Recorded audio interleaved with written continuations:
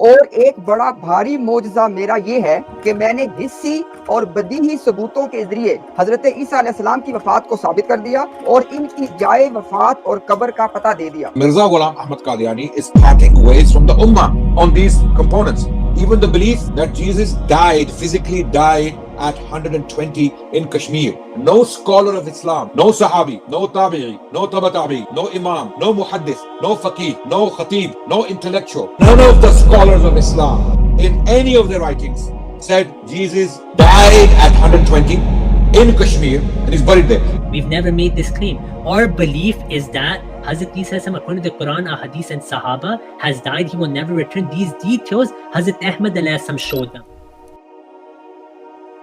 Of Isa alayhi salam. This is that one topic Ahmadiyya clerics they love to discuss. This is that one topic their Jamiat and seminaries with the budget of millions of dollars they are working day in day out in order to manufacture arguments to prove their position. Alhamdulillah, we did 2 live streams about 16 hours long in which we invited them that come and present your case. They did come. They presented the arguments, and I will let you decide that how successful they were in order to prove their position. Inshallah, we'll be uploading this content in small episodes. Why? So you can process the information and you can really see the positions and arguments of both sides. Today, you are going to watch part 1 of this debate series. In this part 1, we'll ask them one simple question, and that was, tell the public that what is Ahmadiyya belief or narrative on the death of Isa alayhi salam. But remember, this Jamaat and their cleric, they will never tell the public their actual complete belief on any matters. Same happened in this case as well. So after wasting half an hour, then we had to do their part as well. We had to put forward Ahmadiyya position on the death of Isa alayhi salam by breaking it down in 5 points.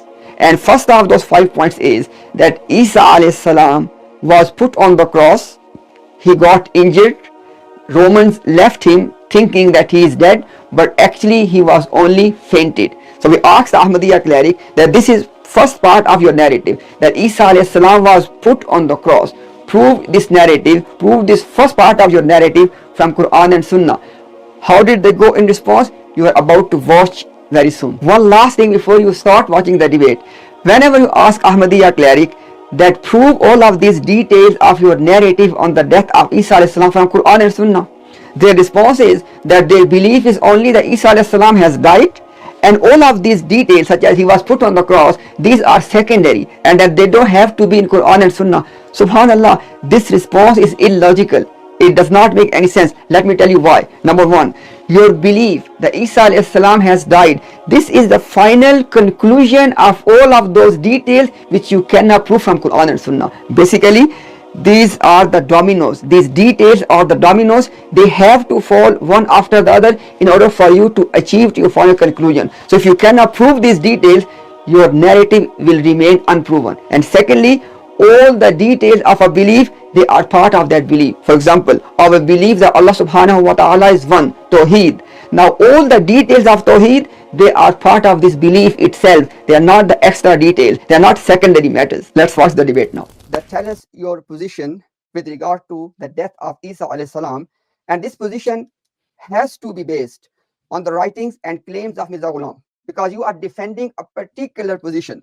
That is a Ahmadiyya position based on the writing of Mirza Ghulam. Now, I said already, inshallah, but I will make it easy for the audience that tell us what the position is. Now, inshallah, I am going to summarize the position in 5 points, okay? And if for any of these 5 points, if you disagree that I have misrepresented your position, you have every right to ask me in your turn that give me the evidence for that. So now, with regard to the death of Isa alayhi salam, here is the Ahmadiyya position. Obviously, there are many small things. I'm ignoring all of that. I'm only focusing on the main, you can say the main pillars of this position. So number one, Isa alayhi salam was put on the cross. He got injured. He was fainted. However, he did not die on the cross. So him being put on the cross, that is first pillar of the Ahmadiyya position.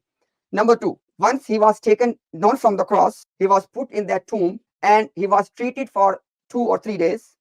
And then he recovered from his injuries, which he received from the process of flogging, mocking, and crucifixion. Point number 3, after recovering, he went to Kashmir. Again, I am ignoring the small details, okay?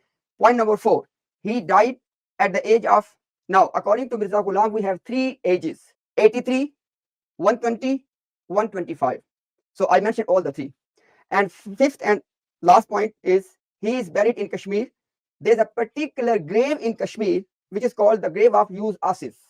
This grave is pointed out to be the grave of Isa alayhi salam, according to Mirza Ghulam. Now, just for the sake of audience, again, I mentioned 5 points. Him being put on the cross, number 1. Number 2, after taking down from the cross in the tomb and then he recovered. Number 3, going to Kashmir. Number 4, living there till the age of 83 or 120 or 125. And number 5, his grave is in Kashmir, Mahalla Khaniyar, and this is a particular grave called Yus Asif. Okay, now I have details for all of them, but inshallah, once Razi engage in the discussion, I'll present the details. Now, last point, inshallah, before Razi responds, this is a very important point, and I want the audience to understand this. And that point is, we are not discussing the death of Isa alayhi salam. That's very important. We are discussing the Ahmadiyya position regarding the death of Isa alayhi salam. And I have said before, and let me repeat again, Ahmadiyya has a very specific position. So Razi is representing Ahmadiyya position here. We are not going to go anywhere, Razi. We are going to defend this. With regard to the 5 points, if any of the things I mentioned is not part of the pillars of this belief of Isa alayhi salam, you are more than welcome to ask me for the evidence. Inshallah, I'll give you the evidence. Before you come in, Razi, I just want to sort of, highlight something in this exchange. The question that was put to you was to explain to us the aqidah of Mirza Ghulam Ahmed. Now, your response was essentially that the Quran claims that Isa alayhi salam has died. With regards, you mentioned several points, but with regards to the death of Isa alayhi salam, you mentioned that the Quran, is explicit and is very clear that Isa alayhi salam died. Now, when Muhammad came back, he asked you to correct him if he said anything wrong about the aqidah of Mirza Ghulam, and you did not, which was not that the Quran says that Isa alayhi salam has died, rather a very specific narrative. So it's very interesting how you present the Qadiani position and what it actually is. But I'll let you respond to Muhammad.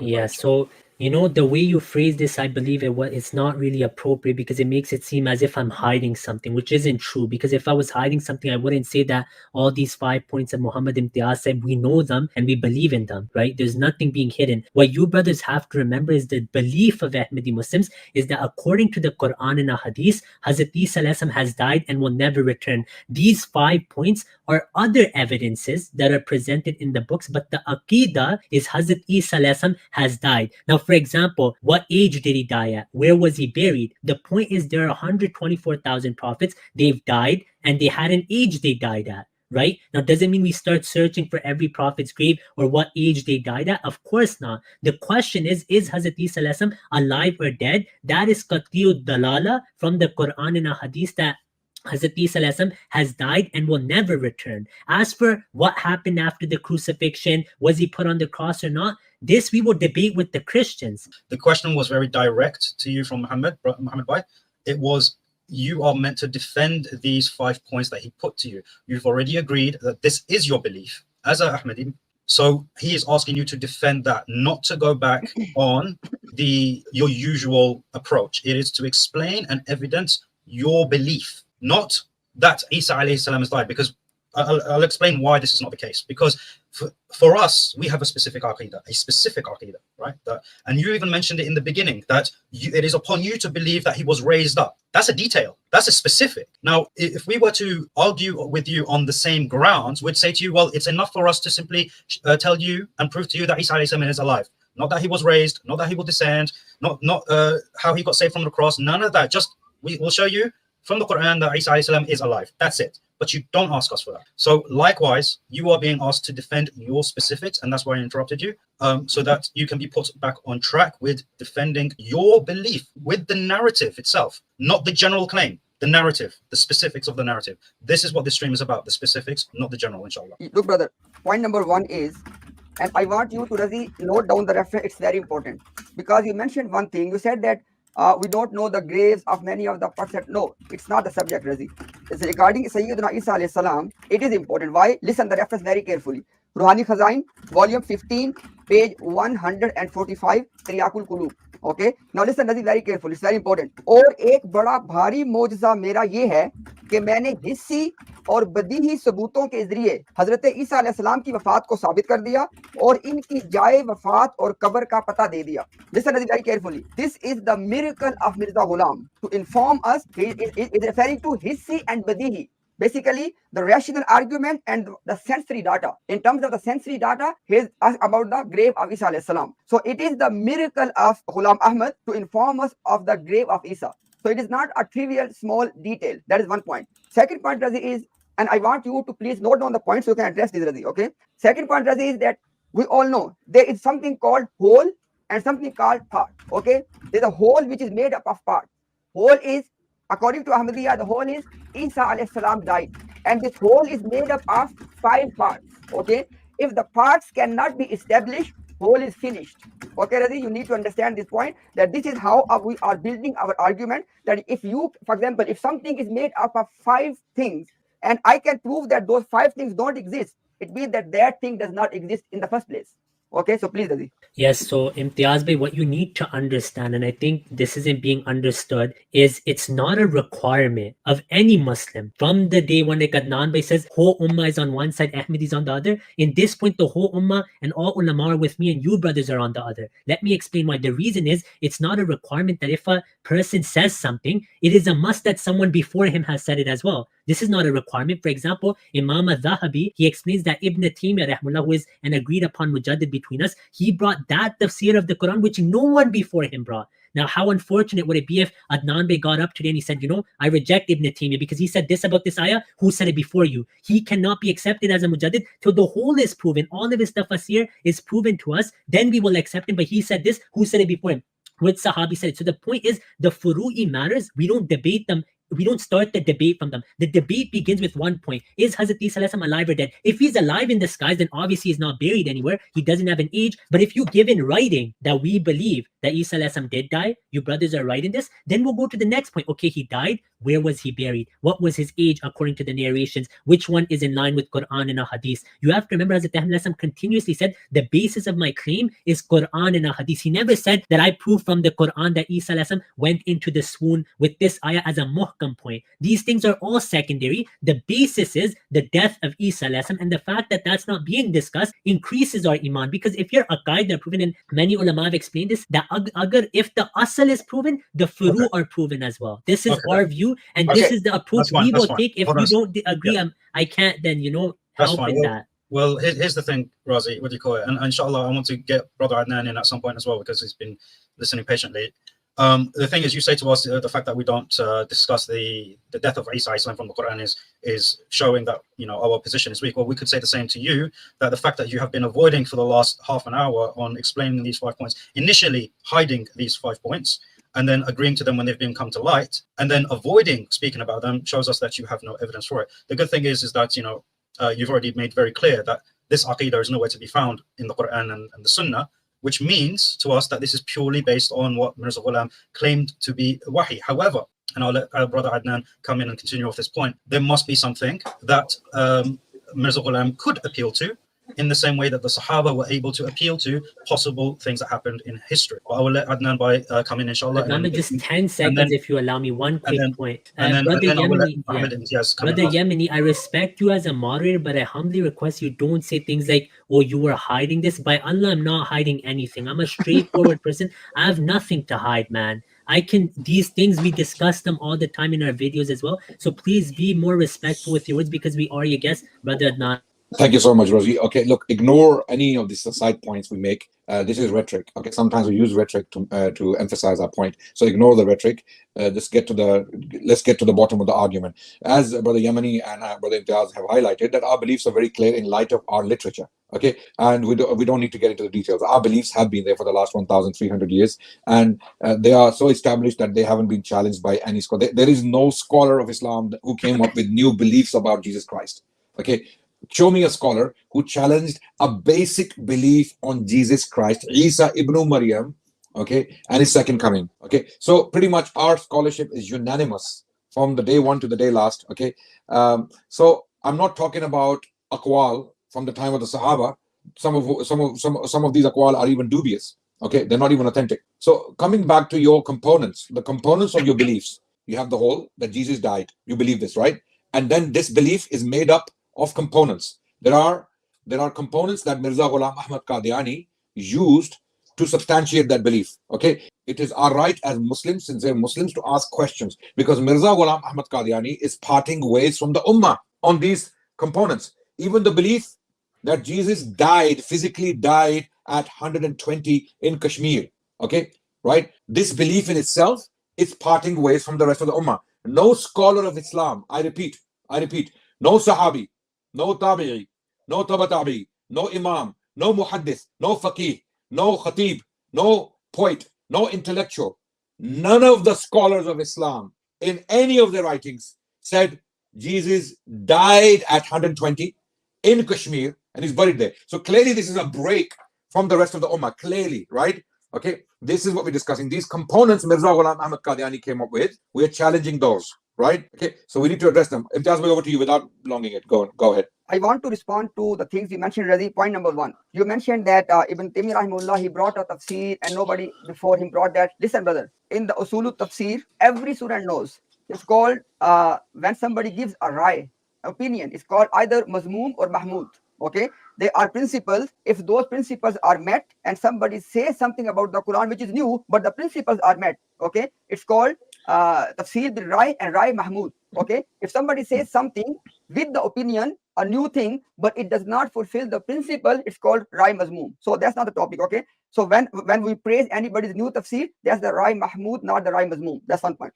Second point is, Razi, now listen this very carefully, Razi, because our case is that Mirza Ghulam and his followers, they are standing on one side, entire ummah is standing on the other side. Now, can it be established? Yes.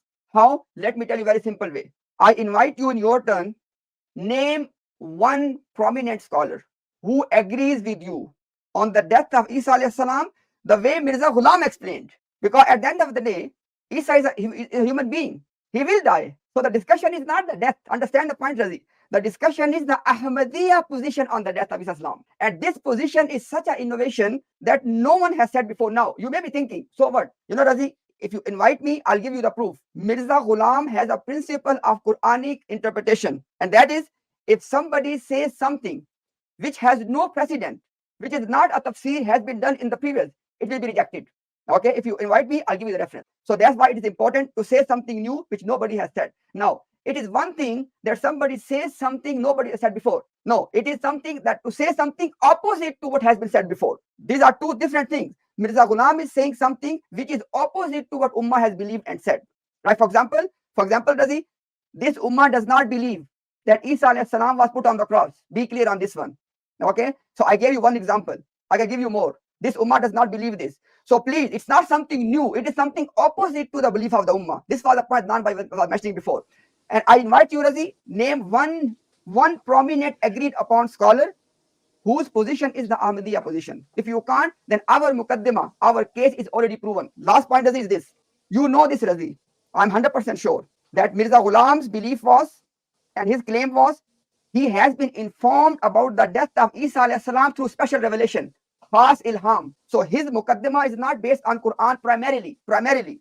I know he quoted, sometimes he says 3 verses, 30 verses, whatever. But his muqaddimah begins with the ilham, not with the Quran. Okay. So now, inshallah, I'll leave it with you. I want him to address the point of that Isa alayhi salam was put on the cross. This is part of the Qadiani narrative. This is directly from Mirza Ghulam Ahmad Qadiani that Isa alayhi salam was put on the cross. Now, why is this topic so important? Because this is against the entire ummah of Muhammad Rasulullah sallallahu alaihi wasallam.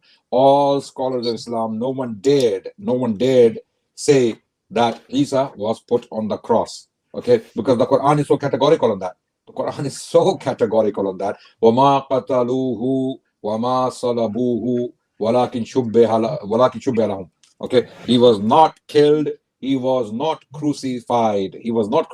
Brother Muhammad Imtiaz, before I answer, I want to ask a question. You said that what Hazrat Ahmed alayhi salam said, no one before him said this. So when, according to you, is this the criteria of a truthful person, that if he says something, it is not possible that we accept that unless someone before him has said it? For example, Nabi Sallallahu said in Sahih al-Bukhari, not a single, because I want to understand your view, I'm honestly confused. Nabi Yes. Sallallahu said there's not a single prophet who came that did not warn about Dajjal. Now, no prophet before him said this. So would we reject that statement now, God forbid? I'm just trying to understand your... I'll give you a simple answer, brother. Razi, I already explained this point before. It is not to say something from the Quran, which is Allah has gifted you understanding. No, it is to go against what has been presented in the Ummah. For example, in the case of this particular question of Jesus being put on the cross. Okay, and by the way, as I said before, Razi, I have skipped the detail.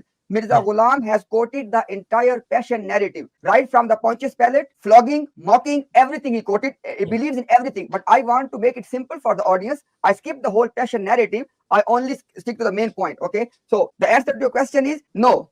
If somebody says something against the understanding of the Ummah, then Okay, I understand, but then one confusion remains, Imtiaz Bhai. For example, Ibn Uthaymeen, he's a famous Salafi Ahle Hadith scholar. Now, he said the Hadith of Tamim ad-Dari, he doesn't accept it.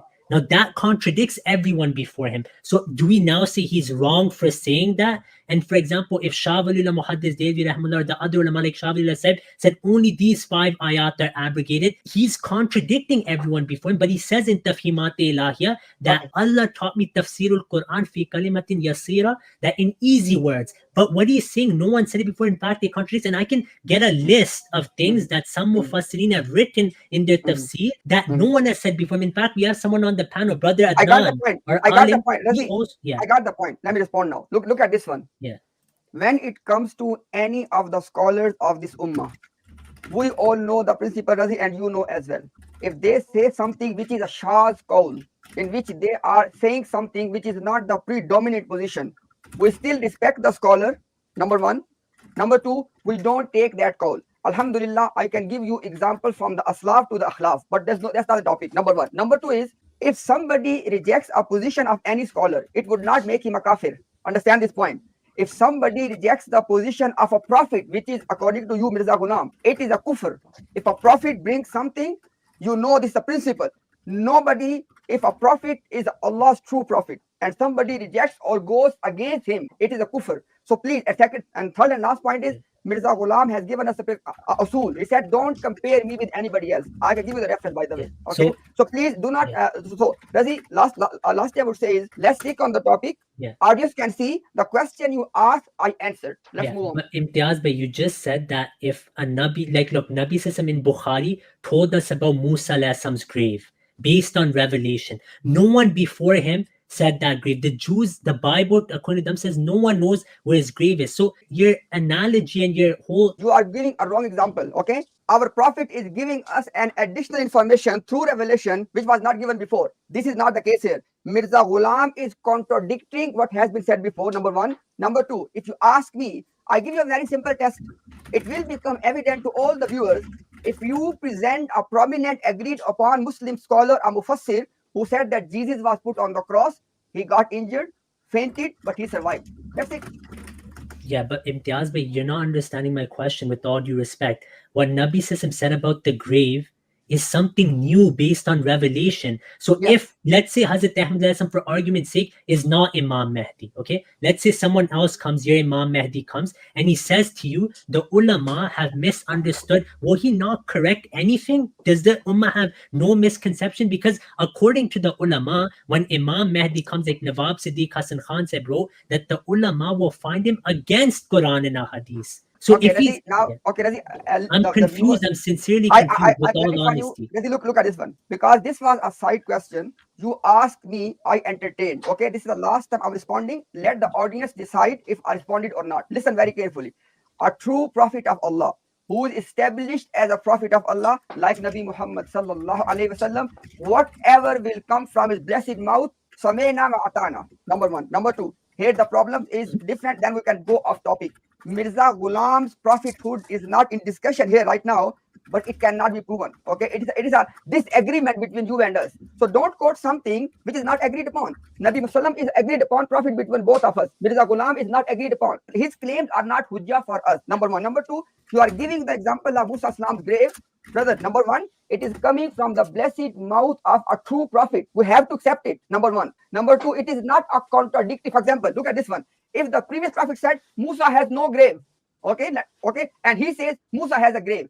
This was called contradiction. This is not the case here. He is giving us an additional information. Okay, now Razi, look, if I responded to your point or not, Okay. let the people decide. Yeah, we'll let the We people cannot go on. decide. Okay. Now, my request to you is, Razi, the question was, I have given you enough explanation on this point. Yeah, I want you to address the actual question. Yes, so I'll quickly go through them all, okay? So you said that it's Hazrat Ahmed Alayhi's own claim. He never gave any Quran or a Hadith. This is not true. I quoted to you, and let me quote you if you want. I can quote you verbatim. Okay, Yeah, sure. Mirza Ghulam said that Allah has informed him through khas ilham, special revelation, that Isa has died. This was the beginning point. Does you know this? Before 1891, he was having the same belief as rest of the ummah. And when he was writing the Burahine Ahmadiyya, part 1, 2, 3, and 4, he was already receiving, he was a muhaddis at that time. He was receiving the revelation according to his claim.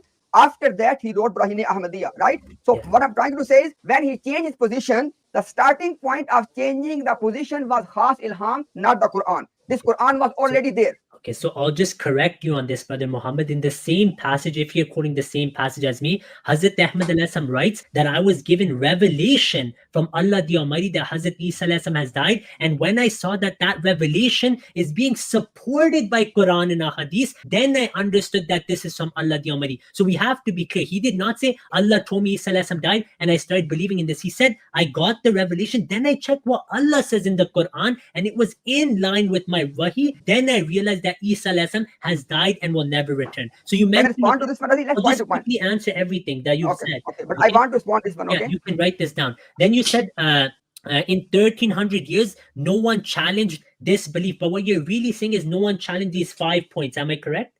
These 5 points you mentioned. These 5 points, they make up your belief. And this belief was never existed. Yeah, so this is the point that he said. Imtiaz Bhai is saying that these 5 things, no Muslim scholar came with this belief. And this is our point, that Imam Mahdi, when he comes, he's not going to just come and be like, this scholar said this scholar said this scholar said this. I have no authority to correct anyone. I can only say that which is in the books already. Allow me to finish everything. We differ on the concept of Imam Mahdi. So maybe we should start there. Will he physically come? Will he kill people? Or will he call to Islam with peace? This is the topic. Then maybe we should discuss this as well. This is the first point. Then Imtiaz Bhai said, no one challenged the second coming. I did not say anything about second coming. No, you did. You said show one scholar. Maybe it was Adnan Bhai. One of you said writing word for word. They can go back and write it in the... Brother, the topic is death of Islam. That's it. Okay. So Imtiaz Bhai, let me say what you said. Then you can say you didn't say it. No Muslim scholar came with new beliefs of Jesus Christ. Show one scholar who challenged the second coming of Isa alayhi salam. Our scholarship is unanimous. You didn't say this, Imtiaz Bhai? No. So what was said is that it said what was said, and this is what you're having revelation right now. Yeah. So this is what Adnan Bhai said. He said, so Adnan Bhai said, provide a single scholar which said that Isa alayhi salam died at the age of 120, and Adnan and in Kashmir, yes. That is the point. I've let the conversation flow for quite a while, right? Even though we've diverted to a side point. However, I'm going back on my notes from the discussion, and the primary, and because I said to you that we'll be fair to you in going point by point, I wanted to be fair to you, and I said to you the point that was meant to be addressed was Isa alayhi salam put on the cross. This is on my notes. This is what Muhammad Imtiaz Bhai. And then I've allowed the conversation to flow, going from side point to side point, and then and now you are addressing the combination of these side points. I don't think this is fruitful. I'm going to give you 1 minute to address everything, and then I'm going to give you 2 minutes to address that point, that single point, so that we don't bounce about from points to points and then it gets all mixed up. So you have a minute. So before I start my minute, Imtiaz Bhai, is there any prominent scholar in the Muslim Ummah who said, number 1, Isa alayhi salam died, and number 2, that the Messiah to come will be in another body? I just want to know your view on this. It's not about, this is not me jumping in for the sake of jumping in, all right? It's because I've already been clear to you that I'm going to allow you to address all the points that have already been raised. However, I'm limiting your time so that it can be addressed quickly, concisely, and then we can return back to the point. So this is not time for you to question. This is not time for you to say, oh, before you start my time, I'm going to ask 3 or 4 different questions. Clarifying. What's wrong with getting a clarification? That's not a clarification. How is it not? You're asking something else. This is not part of the points. I'm writing everything down. This is not part of the points that was So I already can't raised. Razi, I will clarify in my turn, no problem. Okay, I'll clarify to you. Anyhow, there are ulama. This is why I was asking, because this should be made clear. Then there are many ulama who disagreed with your belief of the second coming as well, including modern day ulama.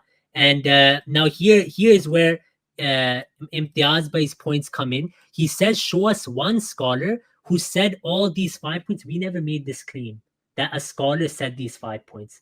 We've never made this claim. Our belief is that Hazrat Isa, according to the Quran, Hadith, and Sahaba, has died. He will never return. These details, Hazrat Ahmed showed them. We believe the Messiah and Mahdi wasn't going to be a follower of the past ulama in the sense that he only brings what they brought. He would bring some things which are, these are furu'i things. They're not contradicting Quran or Hadith, but Allah opened up things to him. This is the first point. Second thing is, Adnan Bhai said, I have a word for it here as well. No scholar ever said in their writings that Jesus died at 120. He has to understand that the question he should ask, is this in the narrations or not? If it's in the narrations and we can prove that the narrators are authentic and it's in line with Quran and Hadith, that is our point. And I don't know why Yemeni is laughing, because I quoted this Hadith on him and he wasn't able to answer. Anyhow, if you have a guest, you should let him give his view instead of laughing at him when he's speaking, like me and Adnan Bhai had that respect for discussion. Last point quickly is that we claim that the asal is that Isa